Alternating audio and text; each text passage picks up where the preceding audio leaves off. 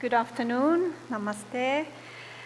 So I come from international collaboration. I'm coordinating this group of researchers and system operators that are looking at grid integration, and I have picked up some lessons learned from the challenges and some recent developments, and then also trying to have a little bit of a look on the long-term changes, as was mentioned by the chair. So just as an introduction, this collaboration that I'm leading, we are looking at the best practice of variable generation integration. We've been going on for 13 years now. With 18 countries, we produce these summaries of the recent experience and studies, as well as recommended practices of how to make these system impact studies for power and energy systems. And really the experience from wind and solar integration is growing. So like 10 years ago, we already started looking at the experience for the first 10 to 20% share of wind. Wind was then coming first, and really to have the control room information about the generation from all these distributed assets, plus the forecast is important, as was already mentioned by the India context, bringing up all these ones as well. For the forecasting, of course, it should be part of the scheduling and dispatch to make use of all this free renewable energy that is there at the moment, but also when looking at the demand for reserves and short-term balancing, it's also important to not overestimate the impacts of this new variability and uncertainty, but really do it together with all the other uncertainties that are in the system. And well, we already talked about grid codes, but that was also one of the first lessons learned, that yes, we have to have fault right through, and actually we have to have it as much as can be supplied by the technology, as we saw in the Australia case. So for higher shares of wind and solar, we start seeing really the benefits of sharing balancing between large areas and enabling wind and solar in grid support, and really also about flexibility, adequacy, and transmission. So first about sharing balancing. So this is an example from Germany that despite they have been increasing their wind and solar capacity all the time, they are already more than 20% share of wind and solar. When we look at how much operating reserves they actually use, it's decreasing trend. So this is absolutely contrary of what we see in our studies, but this is really happening because they, at the same time when wind and solar are coming, they are starting sharing and pooling the balancing resources together inside Germany, and this is much larger benefit than the increase that wind and solar would bring about. And Denmark has been a good example as well. They are very much basing their success in having about 45% share of wind by using the Nordic balancing markets with a lot of hydropower. Denmark has also been doing these retrofits. We saw also in the very good presentation of India context, we saw already that this is happening in India as well. But I would like you to mark that actually Denmark has been going all the way down to 10%. So their big power plants can go down to 10% of nominal capacity and still stay in line. And one thing that they did before that was that they had a lot of power plants that were operating just with fixed tariffs. That was just mentioned also being the case in India, for sure the case in China, for example, and in many places in Asia. And this was the first inflexibility that Denmark had to tackle, so they really wanted to get rid of any power plants that would just operate in a fixed way with a tariff. They want all the power plants to see the varying situation of the system and how they are needed. Actually, what is really interesting, I'm not sure if you can see the Denmark situation, but the yearly average in yellow is 43%, and then in red you see the monthly averages that are sometimes reaching 50 and more than 50%, but with these small dots you see the hourly shares of wind, so they really hit more than 100% many times a year, and actually they started seeing this already when the wind share was about 20-25%. And they are really pushing the limits now in Denmark, because even if they are part of a big market, both the Nordic market and the Central European market, they are still all the time developing their system operation so that it's more and more flexible. And this happened first time in 2015, but it has happened many times after that, that they actually don't have any minimum generation requirements in their area. They take all the reserves from the HVDC links to Norway and the synchronous compensators they have, and some small scale power plants for voltage. And they actually do manage the power system without any big central power plants operating at all. One thing that we have been following and have been seeing as a challenge is curtailments, and that's really a lack of flexibility signal. So in many cases, when it happens especially with low shares of wind and solar, it has been just due to the transmission delays, and then it has gone away.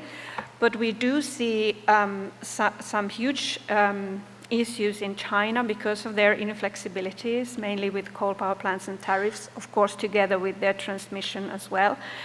And then we have seen something for coming up more slowly in Europe with higher shares, transmission issues in Germany, the limits of instant shares of wind in Ireland.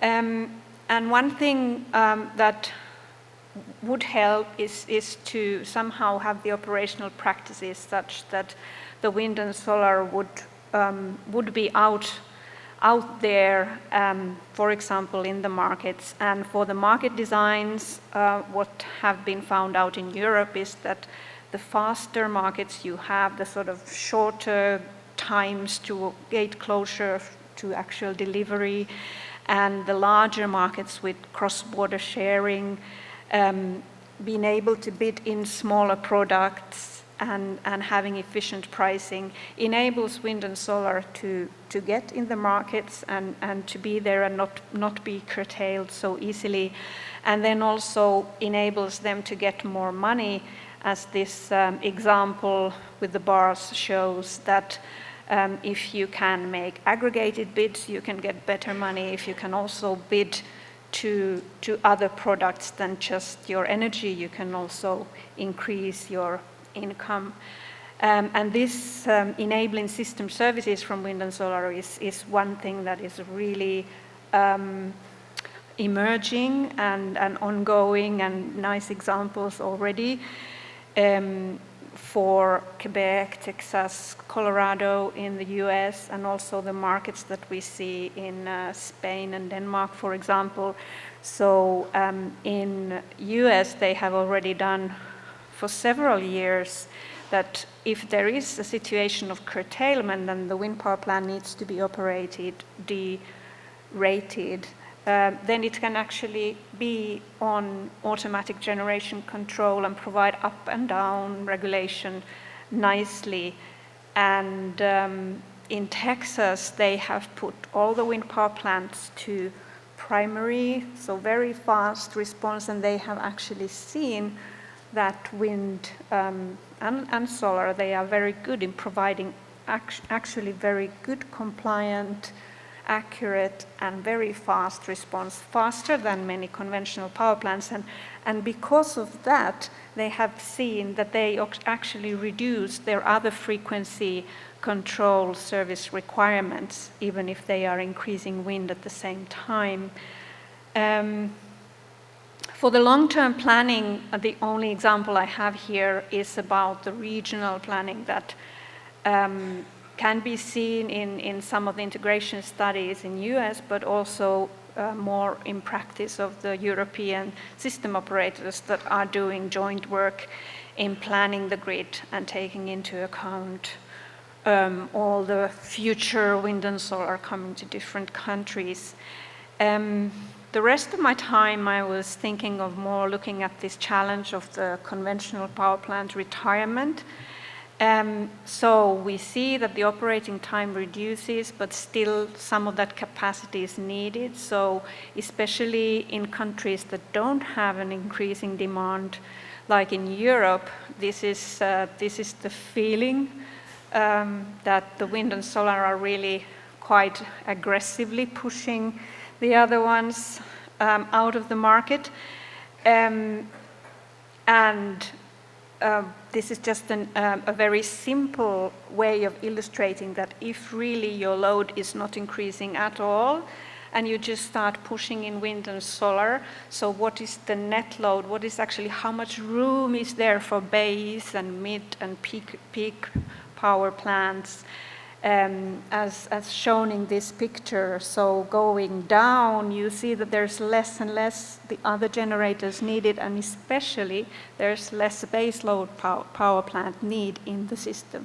There's more this mid-merit power plant. So this is the future, as a sort of dramatic way of putting the future. Of course, what is happening at the same time is that we will get new demand, and this will help. But still, I think this is like really should be very clear for anybody who is making investments now to new power plants that, hey, you can't anymore plan that you could have a baseload operation. And this will, of course, impact the economics and should be taken into account.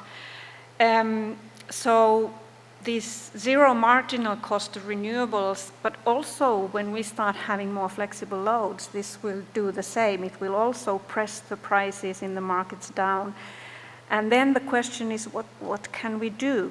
And then, as I was mentioning about new kinds of loads, so what we see is sort of power to X. So this is like we start using electricity for heating and cooling. We start using electricity for transporting electric vehicles. We start using electricity for providing industry needs that so far has not been on electricity. For example, producing ammonia with electricity or synthetic gases or whatever. And those kinds of loads may change the picture, or we have quite optimistic ideas that this may change the whole picture in a way that if we can have that kind of more longer-term flexibility, that this will help a lot. And then, of course, having the larger and faster markets as much as possible. What we say is that markets should be like the sumo wrestlers, really big and really fast, and also providing more system services. So this is the way to go. Generally, we can say that transition towards renewable future means adaptation. So when you build it dispersed in a large area, you include different variable renewables, you will have a lot of smoothing impact that will help you. The power system operation, if that enables these aggregation benefits, then that will be helpful. And also, if there is flexibility in the generation fleet and in demand, then this will help. And we started 13 years ago to look at integration cost studies, but now we are more talking about what is the cost of inflexibility when we are talking about future studies. And we are happy to say that the developments that we see happening at the same time are helping renewables. So this big load transition that we start seeing, changing the fixed load paradigm, will be a major help and mitigation. And this is based on the digitalization and energy system coupling. This decentralization and smart grids, as was mentioned, we don't see storages coming yet, but we see that the trend that the prices go down, and the trend of having prosumers with solar, rooftop solar and storages, this will all at some point bring also new interesting things. We've been mostly talking about the transmission system and how that's an enabler, but also this decentralization may be an enabler for local flexibility. And then also briefly mentioned by Thomas in the first panel was this technology development of these inverter-based renewables, wind and solar. We have just started to look at what they can do, and grid-forming inverters is like one very promising option that will enable them to be the backbone of the future power system. And I will end by then giving an overview of how I see the future with flexibility. So a lot of this thing is about flexibility, and what is the cost of flexibility, and what is available at what cost in your power system. So we have generally been using the green parts on the supply side, but the yellow side of operational practices, of demand response and new loads is coming. So also the VIBERs, the variable inverter-based renewables, and loads and storage can provide system support, and electrification will bring new loads, and operational practices and tools will, of course, then be the key for future. Thank you very much.